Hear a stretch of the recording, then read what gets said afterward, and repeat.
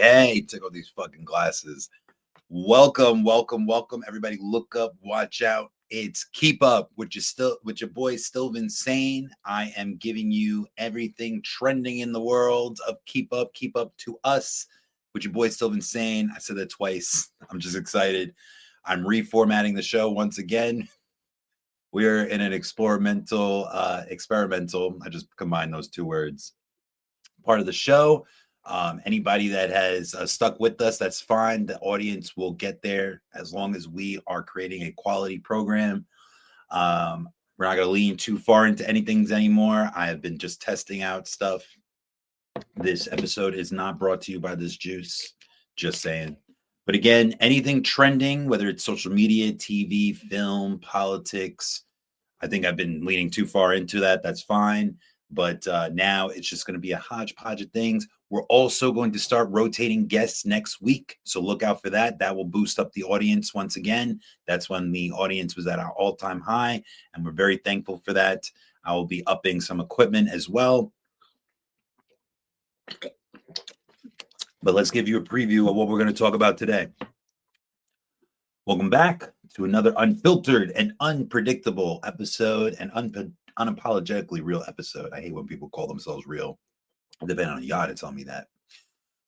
It's April 6th, and we're diving into everything from the Wisconsin elections to the TikTok and tariffs, TikTok deal and the tariffs that happened this week, White Lotus tea, HBO, and something about Jim Jones. He just can't get out of the news for some reason. We're going to talk a little sports with March Madness. It's madder than ever, especially on the women's side.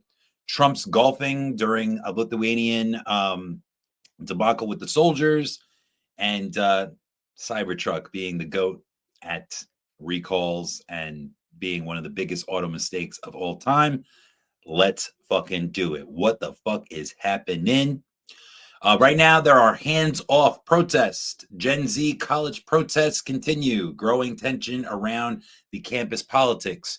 So anything that has to do with banning free speech and sending immigrants away from supporting Palestine, not supporting Hamas, which a lot of people like to correlate. I like the meme that says you're not anti-Semitic if you are questioning the Israeli government. The same thing. I believe in the Palestinian people, and of course I believe in the Israeli people. I'm just not for any extreme side of those. So whatever comes out of that extreme movement, I don't support. I support peace. It's funny. Trump said that he started no wars. What about the bombs in Houthi? What about these trade wars? He continues the wars in the Middle East. He continues bombing places in the Middle East and Africa. So I never believed in that. So back to the protest. I'm always going to be people over property. So my good friend Josh, he always tries to make liberals seem like animals, and he even sends me this fucking picture. I don't want to hear about the January 6th riots. It was only 3 hours, and he'll like mention all the BLM and Charlottesville and George Floyd.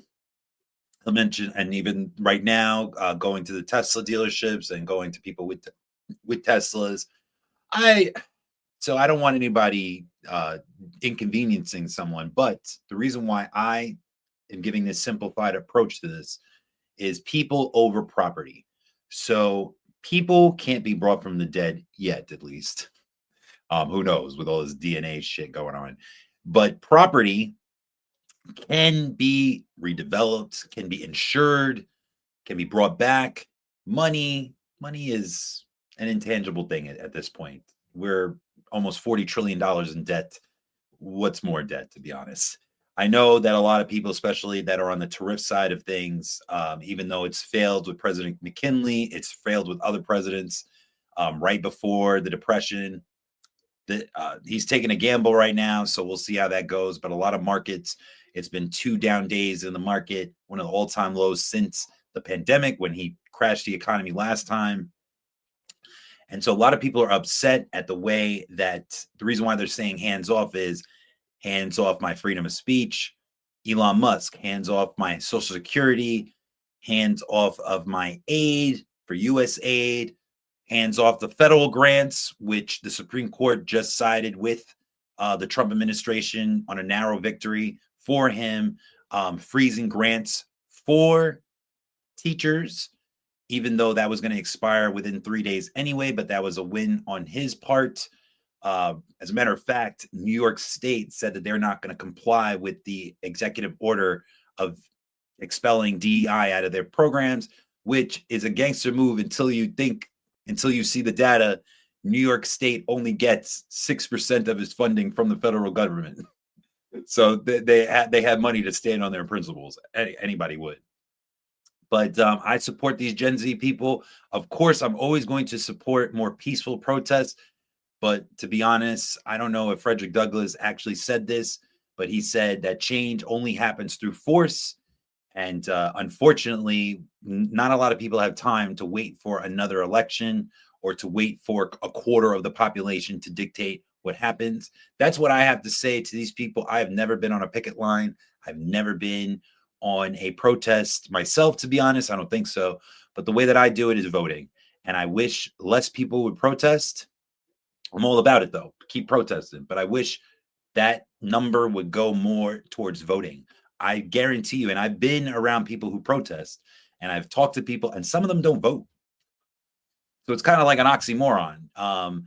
And I would rather people vote. Like I said, Obama wanted to make it mandatory. I would too. I think, and there's other countries that do that. I think that is our duty, our right. And there's so many countries like Russia, for instance, that fill ballot boxes, set fire to ballot boxes, have security to make sure that he is in power for like 20 years. And that's what Trump wants to do. He wants to do a third term. A lot of people are saying like maybe Obama should go for a third term to go against him. Trump floats the idea, but anything authoritarian, he's always going to approve of. Moving on, tornado warning, severe alerts in Kentucky and Michigan. April showers, here we are. Shout out to those states. Those are heavy tornado states. I lived in Indiana. I saw a little bit more tornadoes than I wanted to see. I also have family in Chicago, and we saw some tornadoes out there. In New York City, we don't really have to worry about that. We have mostly hurricanes, and they're still severe. People still die. So everybody keep those people in your thoughts in those areas, and hopefully there's no fatalities. I would recommend no fatalities anywhere. Speaking of which, another disaster. Thailand and Myanmar are going through earthquakes at the time. It's disrupting the regional activity everywhere. It was over a 7-point earthquake, and we get up in arms over 4-point earthquakes. And in Myanmar and Thailand, they are experiencing heavy duty over 7-point earthquakes, and it is devastating. Lots of instability over there. Lots of aid is coming towards that way. Not enough. So please, this is a global society, in my opinion. I'm not a nationalist. It's funny that people that like to be nationalists, not to like go down the Nazi or Hitler route. And 420 is coming, by the way. You can look that up. It's funny, aside from,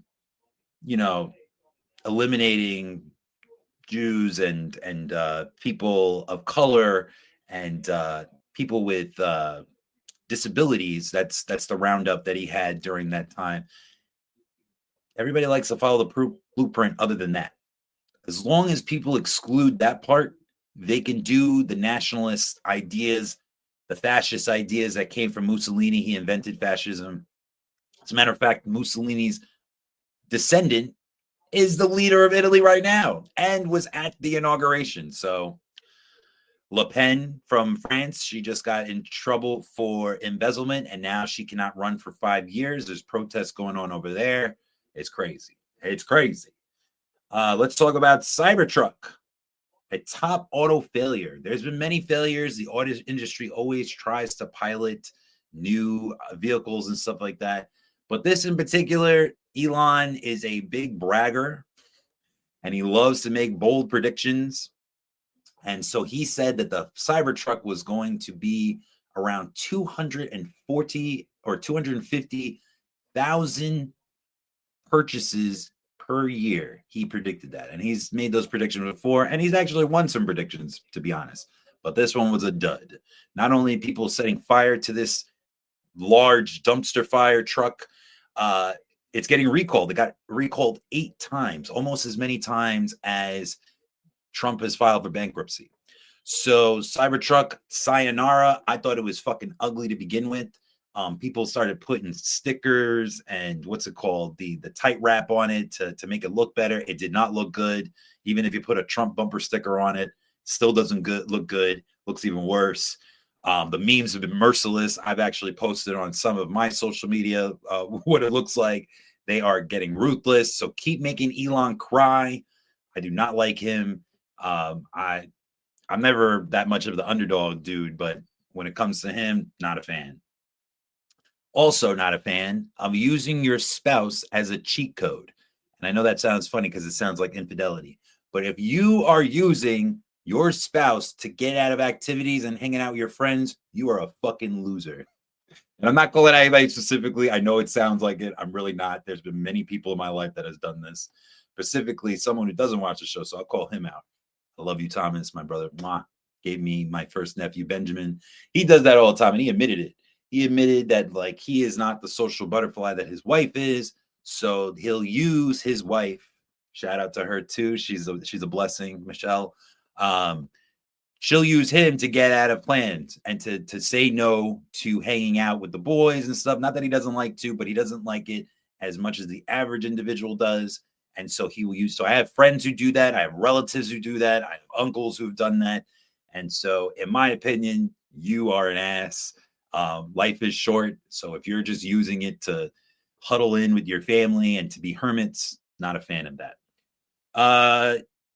Don't say sorry and thank you too much. I learned that lesson from my little cousin.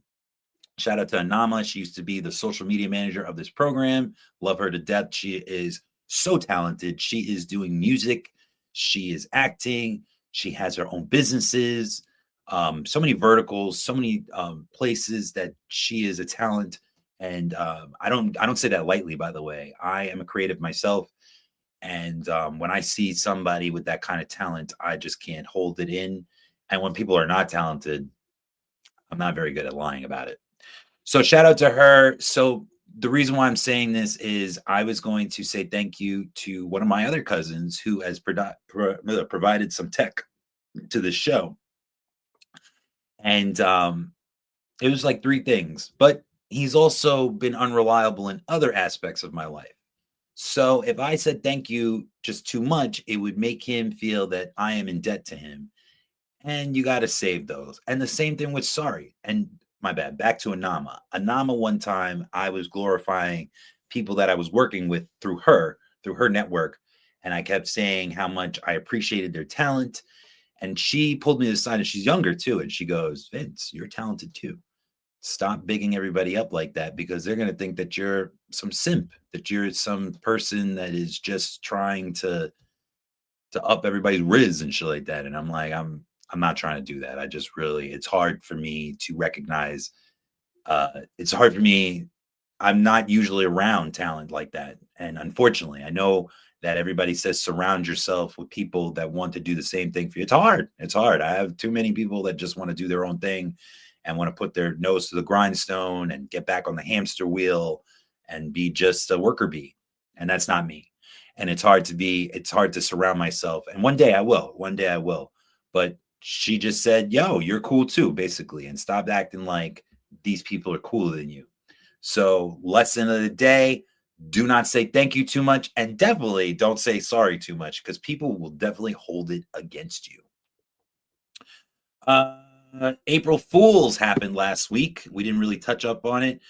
We did talk about the practical jokester that is in trouble for sexual assault. Ouch. But I have participated in April Fools. One of my favorites was, and this is pretty bad, so you can judge me, all good. My not friend Wagner, he is part of my posse group.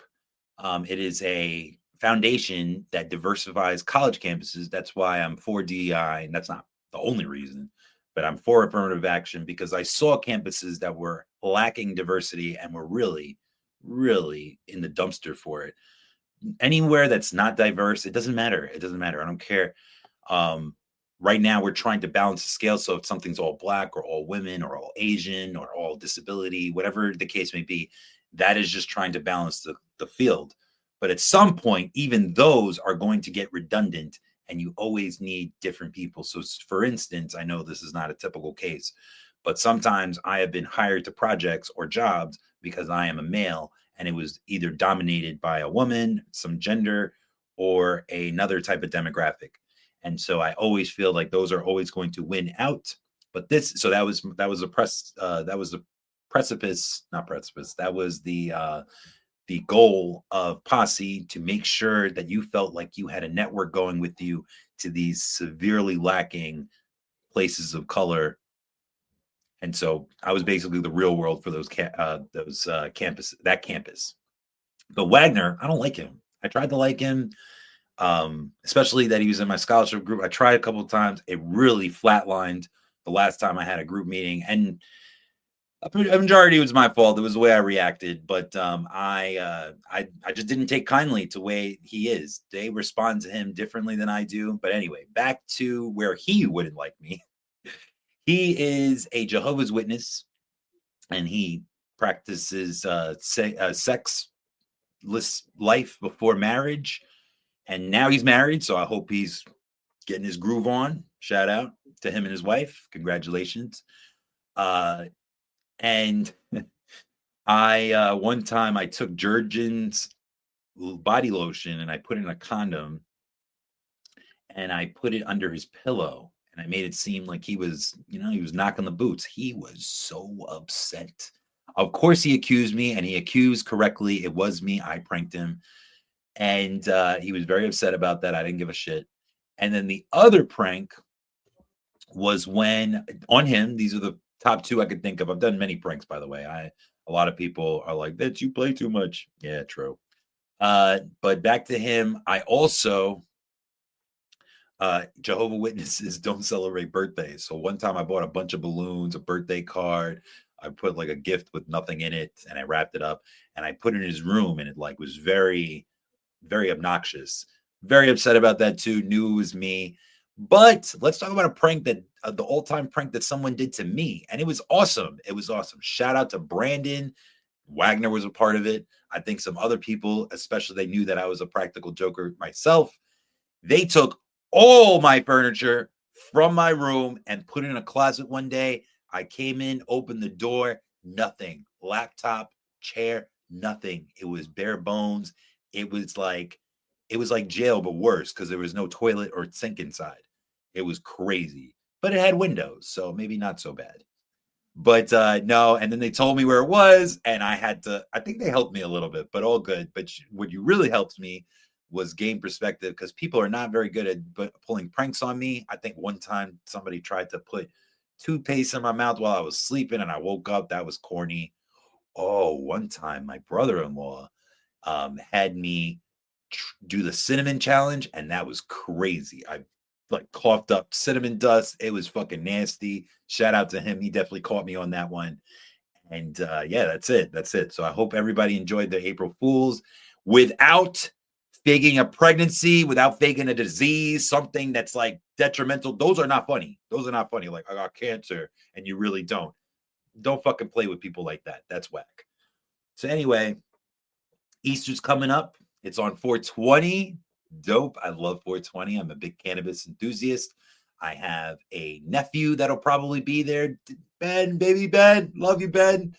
And I'm my girl Elsie, which is a combination of my mother's name and my favorite Aunt Nancy. Elsie's, and my mother's name is Eileen. And so they'll be there, and it'll be the first time. And hopefully we'll do the little fake Easter egg hunt. They retired the Easter egg hunt because me and my cousin were winning too much. So my cousin is 11 years younger than me, and I used to team up with him. I used to do it myself, and I would dominate. And my uncle was a big cheater, so I would like follow all his cheating ways. Maybe I could set it up, or maybe my brother can, but he's got his new son, so maybe he won't. But one day they're going to be my new partner, Elsie or Ben or both. You better watch out. You're going to get on this dynasty for the egg team, and we're going to find that golden egg. Just let you know for the future. Just heads up. Anyway, I don't know. So Earth Day prep. And since, we want to get out of the climate accord and all that good stuff, so it's up to us again to save the climate, to save the polar bears, to save the coral reef. And right now, trending is fire-resistant plants. Never heard of that. Got to look that up real quick. Let's look up some fire-resistant plants. And I do. That would be lavender, corbels, and succulents. I'm a big cacti fan. Characteristics of fire-resistant plants: high moisture content, open growth structure, low resin and oil content, so that's less flammable, and a thick bark. Trees with thick bark don't peel away from the trunk and are more fire-resistant. The high moisture content plants were thick, fleshy leaves that retain more moisture are less likely to ignite. Open growth. Plants with space between branches and open growth habits may have a lower fire risk than dense ones. And back to the oil. Plants with low level of waxes and oils and resins are less flammable. Good to know. So once again, just like DEI, just like climate change, the ball is back in our court, and we have to do our best to bring down our carbon footprint and to make things more safe. So back to politics. What the fuck is going on out there? Wisconsin election results. So I'm going to look that up real quick because I don't know the names of all the players. Of course, we know Musk. Musk it spent a record amount of money to influence the Supreme Court on that notion. So we're going to look at MSNBC for this. Right now, it's not looking good for the midterms. This is a good sign of that. I don't even look at polls anymore, especially with the last few elections. Polls don't do shit. Actually, MAGA taught me that. MAGA knew that already before I did. But hold on. Let's go back to AI because I don't want to look.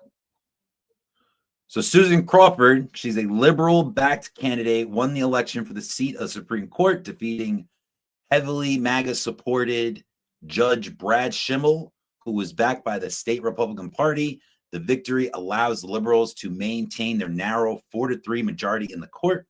The race was closely watched and saw significant spending, including millions from Elon Musk in support of Schimmel. He was giving out awards to people who were voting, $1 million awards, which I thought was illegal, but he got away with it in Pennsylvania right before the election.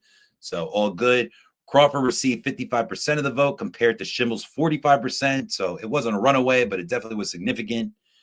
And so there are going to be another few midterm elections. The reason why this was big is because there is a slim majority in both houses, the Senate and Congress. And so Elon, he is a big part of the MAGA movement, Doge, all that good stuff, trimming the fat on U.S. aid. This is to Josh. Josh said that Bill Clinton and Obama reduced workforce in the federal government as well, but they also did things like give raises to the federal government, and they also did it within 8 years. This guy is, I guess, trying to make up for lost time, but in defense, it's only 1 month. Last month, they predicted the jobs predictions. The private sector actually went up. So let's see. And we're going to dive into tariffs to see where that's going. Right now, we don't know. But right now, he's been on a tariff spree, and we've never seen anything. I know I'm going to quote him right now. We've never seen anything like this before. But that is the scoop on that Wisconsin election. They're trying to leverage themselves to have a complete majority in those spaces to brace for any midterm losses. There are a few seats on the Democratic side that are open. And so it is open season on those. And to be honest, every president loses in the midterms most of the time. Obama had it happen to him. He had a full House, full Senate, lost that momentum. Same thing happened to Trump. And that is a big trend most of the time. So including me, a lot of people who brag about the blue and red waves, they mean nothing in presidential races. They only are kind of a grade or like a report card for the president while they're in office. So, judicial review. I told you this before. Eyes are on the court. There are a bunch of things on the docket for the Supreme Court, including widespread injunctions, universal injunctions. Biden complained about it, but didn't complain about it publicly. Other administrations have complained about it. Trump is complaining about it specifically. Pam Bondi, his Department of Justice Attorney General, she is leading the way in trying to, and the Solicitor General are trying to make the case that judges and district court judges should not have any sway on a president's agenda. So again, Trump, he's not the only one. There are people on both sides who are ary of this. So we'll see where that goes. Transgender rights movement, protest policy, that is all part of the hands-off movement. I mentioned that before. And yeah, there's a lot of people. And so there's other sides to this, by the way. A lot of people in the gay community do not accept trans to be in the LGBTQ, which I thought they were part of that those letters. But most do, especially the ones I talk to. This is from personal accord. That doesn't mean it's fact. But I've had people surprise me and be like, no, they're not part of us. But most of them do. And a lot of my gay friends actually even take it a step further. They will say, like, if you voted for Trump, they will not talk to you. They don't want to be friends with you. And I just can't tell that person I'm friends with some MAGA people. Sorry. And you don't watch the show anyway. So I just stopped doing that. Shout out to my friend Mark. He is MAGA. My friend Josh is MAGA. My brother-in-law is MAGA. And I just can't do that. I did it during the pandemic because it was just daunting to watch because we had nowhere to go. So like our screens were like our savior, but that's not the case anymore. I'm in real life. And I'd rather fight from the inside. I can't have constructive conversations with people if we just have no conversations at all. So I just don't want to do that anymore. I don't want to do that. So moving on, TikTok, the extension, there has been a 70-day extension to buy TikTok or to divest or to have an American company come in and swoop in and take 50%. Congress, in a bipartisan bill, they were afraid that China would be able to compromise our intelligence through algorithms, and the unique algorithm they have that we want. It's the best algorithm in social media. We either want to rent it. But one of the things I didn't know this, I listened to it was an NPR podcast that Oracle, Larry Ellison, one of Trump's good friends, he's doing a Musk. One of the things that Musk did was buy into this election. So there are things that are helping him. He said recently that he wants a free trade. He wants no tariffs, zero tariffs between Europe and everybody. And me too. I'd rather that too. Let's see if that it comes to fruition from this aggressive plan that Trump is doing. But back to Larry Ellison, Oracle controls the cloud in the US for TikTok. So even though I think that's really broligarchy to sell to Larry Ellison, who is a friend of Trump, but on the flip side, if those things are already being controlled in the US here, the cloud servers, that kind of makes sense. There are other people. Jeff Bezos supposedly made a blind bid. Of course, Musk has made a bid. There are many companies trying to potentially buy this, but China has said that they don't want to sell it. They don't want to sell their algorithm. They don't want to lease it. They claim that the Singapore owners of ByteDance, they are independent. Nobody believes that, including the politicians. And TikTok, I don't know. It's funny because Biden signed it into law, but Trump used to complain about TikTok. And then as recently after his election, he said that it helped him win the election. So when he got elected, he put this extension and then he extended it again. So we don't know where this is going to go. I agreed with the ban, even though I love TikTok. I think that it being totally owned by China is a little weird, even though there is no proof that they have tried to hack us or cyber hack us, but they are definitely capable of doing that. So I thought that deal was a good idea. I don't agree with giving it to one of Trump's friends, but I do believe that it's weird because if I was Chinese, I would think that was unfair. If I was Asian, I would think that was unfair. And this is a great market. We're the consumers of the world next to China. So let's see who owns in 70 days, who owns TikTok again. But he's going back and forth. That's my point. Just like any politician. So now that TikTok suits him, he wants TikTok to be in America, and he wants 50% ownership. And who knows? Who knows? There were 4 soldiers that died in Lithuania.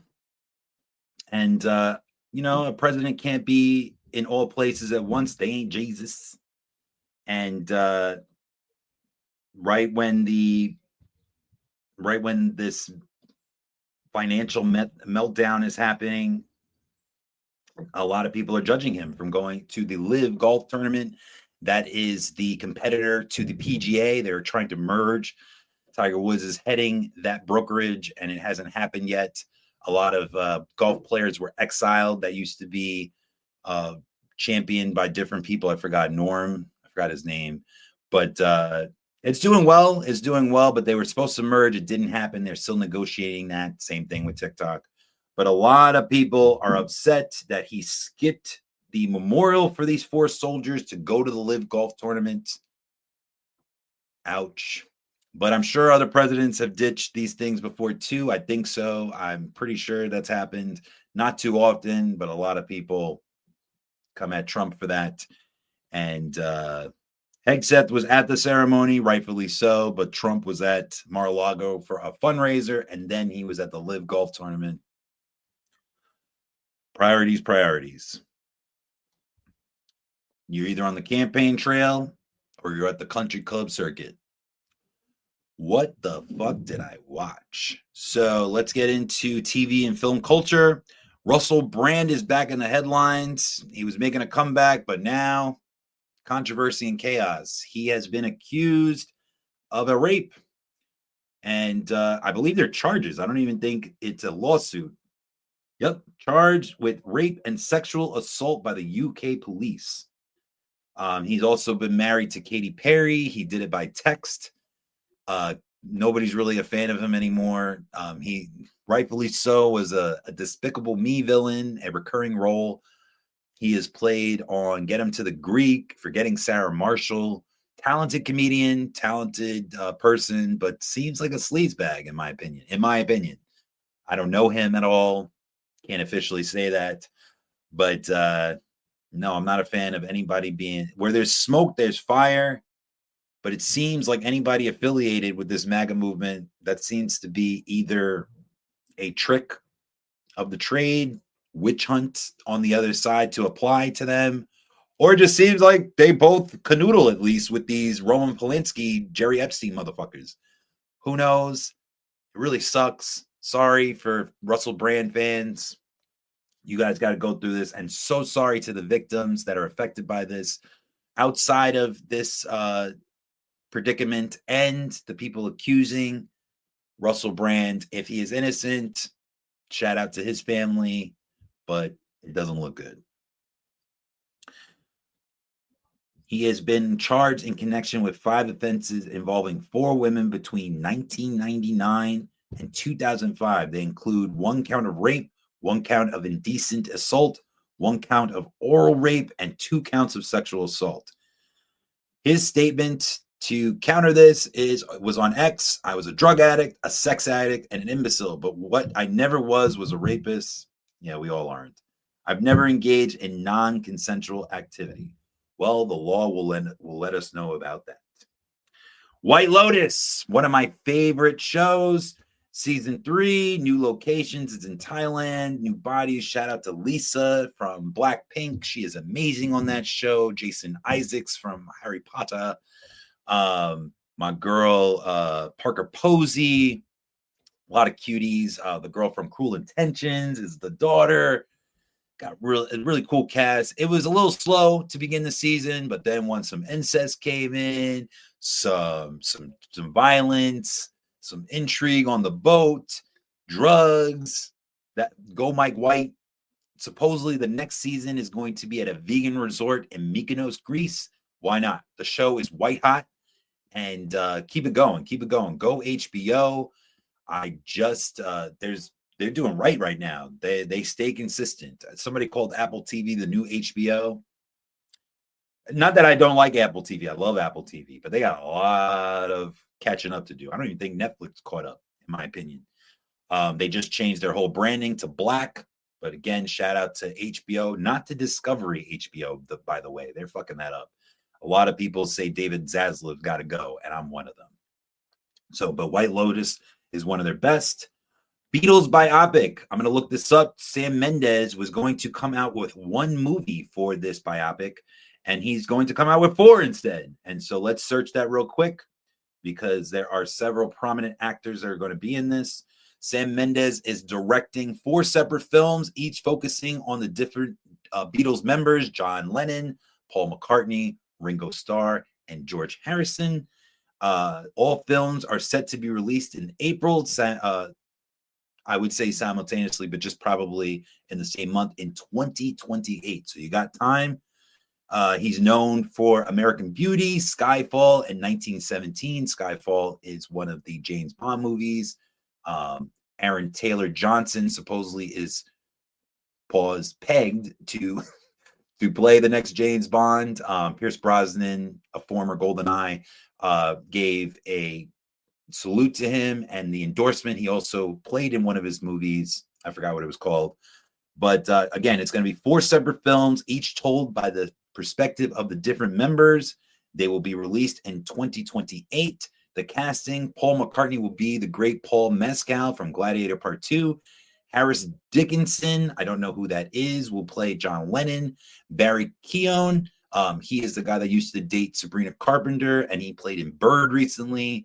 He has been in many movies. I love him. He's a great actor. Killing of the Deer, big fan of him. Belfast, great actor. He's going to play Ringo Starr and Joseph Quinn from Stranger Things and A Quiet Place and Gladiator 2. Also, he was one of the emperors. He's going to play George Harrison. They will each have their own story, but together they are legendary. That's the log line. This will be distributed by Sony Pictures. And Mendes has stated that he felt the story of the band was too big for one film and that a TV series didn't feel right, leading to a 4-film format. That's funny because Quentin Tarantino kind of made that popular, to just shoot the filming and then decide later if you want it to be in a show format or if you want it to be in a film, or that's at least where I saw that it became popular. I've thought about it before for some of my creative endeavors, so I think that's going to be interesting. I definitely am going to see that. And one more for Barry Keoghan. He was in Saltburn, one of my favorite films last year. He is on fire. And one thing from music, I saw this. So Jim Jones and Cam'ron, the rappers from Dipset, they have been beefing for a while. I forgot what the origin of the beef was. But basically, Cam has been calling out Jim Jones for lying about being from Harlem. He's from the Bronx. He lived in Harlem with his grandmother. Supposedly, they used to all hang out there. Him, Mace, after he quit basketball. Cameron was a very good basketball player, but he lied that he was in school still, and they used to hang out while they were making music. Dipset broke up after supposedly the Versus battle that they lost to the Locks. Shout out to Jadakiss. He killed that. Go New York, go Yonkers. I mean, go Harlem too, of course. But they've been beefing ever since, especially online, especially on the Is What It Is podcast. And one of my old students from when I used to coach baseball said somebody said Jim Jones is 15 years old. I am fucking screaming. To me, that is the viral moment of the week. The internet is undefeated. It's true, though. It's true. Not to say that I dress age appropriate every day of my life, but this dude looks ridiculous. One time he had a scarf covering his whole face while he was like talking. But to be honest, a lot of celebrities are like that. A lot of people think that they're like trendsetters when they're not. A little bit of sports. March Madness. We are down to at least the Elite Eight, the Final Four. Cinderella stories, future draft picks. Paige Buchers, she is on the level of Caitlin Clark, maybe even better in my opinion, but Caitlin Clark has the swag, has the triple doubles, has the all-time scoring record and stuff, so got to give it to her. But in my opinion, Paige Buchers is more like Diana Taurasi. They both come from the UConn program. I'm a big fan of her.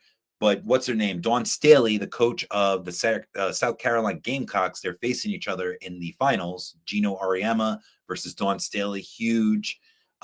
South Carolina's gone back-to-back, or they're trying to go back-to-back. They beat Iowa last year. But her saying was that Paige Buchers is getting a lot of this attention. She tried not to like step on her toes, though. She likes Paige Buchers, but she said that a lot of people want these narratives of someone trying to get a championship to build up that story, which we get. We get sports can be boring without a story, to be honest. That's why I am on the side of Stephen A. Smith when it comes to LeBron James. These guys want everybody, even Adam Silver, shout out to him, he's a fight out. He was like, oh man, you see other sports and they glorify. No, fuck that, man. That's boring. That's boring. Luckily, NFL has that kind of fan base, but that's not true either. They have plenty of people who dog the athletes too. That's what it is. And then you have these athletes that have their own podcast, so they get to like tell their story too. Who cares? But anyway, Dawn Staley had a point. We don't really know that many people that are on the South Carolina team because we're focused on Paige Buchers, her last year of eligibility before she can get her first championship. But I'm a South Carolina fan. I am a Gamecocks fan. I am also a UConn fan, but I love Paige Buchers, but I don't think that her legacy is built on it. I think she's going to get a WNBA championship one day, and I agree with Dawn Staley. So shout out to both of them. I'm more rooting for South Carolina, but I'll be just as happy to see Paige win too. She's also the person that was at the ESPYs that said that black female athletes, she bigged up Cheryl Swoops, Reggie Miller, Cheryl Miller's great talents. And she said that black women get 90% of the WNBA awards, but get a fraction of the coverage that the white athletes, the female athletes get. And she called that out on ESPN, one of my favorite SB moments of all time. She did not need to do that. She is a prominent figure. She does not need to hold her weight around. It is very easy not to get into politics and not to get into those things when you're on top. So shout out to Paige. Good luck to her. Steph Curry, he does not want to be in the play-in. This dude is not playing. He defeated the Lakers the other day. He hit over 50 points a couple of times. They got Jimmy Butler recently. Draymond Green is back in the Defensive Player of the Year category after Victor Wembanyama, the Frenchman, who almost got it the year before. He went down for the season with a blood clot problem. He's a huge talent. He's definitely going to get that award one day, MVPs, championships. But watch out, Steph Curry. He is in the supposedly twilight of his career, but he is putting up bonkers numbers. Big shout out to him. They are now a player. They are now predicted to be in the mix of this Western Conference and possibly the finals. There's really good stars in the NBA right now. My boy, Shea Gilgeous-Alexander. Oh, let's read some of these comments. Oh, spam. They're really good ones. Like I said, Victor Wembanyama, Sean Gilgeous-Alexander, my boy Anthony Edwards, so much young talent. But let's not forget about Kevin Durant. Let's not forget about LeBron James, Steph Curry. They are still doing their thing. Shout out to Cooper Flagg. He's probably going to be the number one pick. So his second is probably going to be Johnny Broome. And they were both finalists in the highly contested player Naismith Award that goes to the top college athlete of the year. Juju Watkins, she got a season-ending ACL injury, but she still secured the award over Paige. Very impressive. Juju Watkins, if she enters the draft, which I don't think she is. I think she's got another year or two left. She's a bona fide star. Love her to death. I think she's more talented than Caitlin Clark too. But again, I'm not trying to dog Caitlin Clark. Caitlin Clark is amazing, so I could definitely be wrong about that. And I'd be happy about that because they are so good. They just reached about $2 billion worth of revenue, the WNBA. They are on the rise. March Madness is watched more on the women's side, so I'm definitely rooting for this. A little bit of international sports. Real Madrid versus Sociedad. Title drama race in La Liga. A lot of people have come from Real Madrid, whether that is Neymar, Messi, such a storied franchise. Shout out to Ted Lasso. I know they don't talk about Real Madrid, but that is coming back for season 4. The only person not coming back is Jamie Tart. and they're going to focus on Ted Lasso running a women's soccer team that is owned by the former owner of the men's team, who she inherited from her husband. So also Leon versus Pluma, that is the Liga MX, that heats up. And to end the show, I'm going to give you a travel warning. I love to travel, but the U.S. Department issues an updated report because of all this weather uncertainty. A travel warning to the Bahamas. I've been to the Bahamas. I've been to Nassau. I've been to Suffolk. It is a beautiful place. People have a broken down English. They have some UK currency. It is definitely an awesome destination, but hopefully people are staying safe and less gassy like I was on that. So we're going to wrap up. We're going to try to keep this show lower. Once again, I was just trying to get my groove back. We're going to start promoting the show a little bit more. We're going to rotate guests. There will not be one guest. They might come back every once in a while. That's fine, but we're going to rotate the guests. It's not going to just be me talking to you anymore, whether you liked it or not. But again, no permanent host, a rotating host, a rotating guest. We're going to be talking about trending things. It's going to be more structured. It's going to be less political, not devoid of politics, but we're just not going to force it. I'm not going to force any topic, anything that is trending. So if you want to get ahead of the game, go to Google Trends, go to any trending website. We will cover those topics, hopefully.